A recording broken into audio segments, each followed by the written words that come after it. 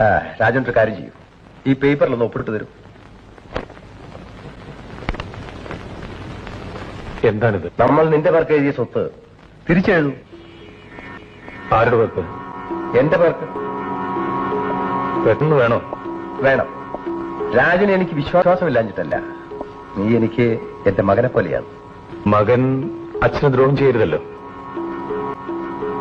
എന്ന് വെച്ചാൽ ഞാൻ ഈ കടലാസിൽ ഒപ്പുവയ്ക്കില്ല. ഞാൻ പറഞ്ഞാൽ നീ അനുസരിക്കില്ലേ? ഈ കാര്യത്തിലില്ല. എടാ, നിനക്കെന്റെ സ്വഭാവം അറിയാമല്ലോ. അറിയുന്നോണ്ടാണല്ലോ ഞാൻ നിങ്ങളെ അനുസരിക്കാത്തത്. രാജൻ, ബഹളം വെച്ചതുകൊണ്ട് കാര്യമില്ല.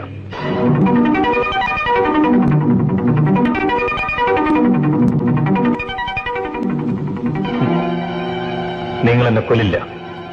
ഈ സ്വത്തുക്കൾ തിരിച്ചെടുക്കാൻ ഞാൻ ജീവിച്ചിരിക്കേണ്ടത് നിങ്ങളുടെ ആവശ്യമാണ്.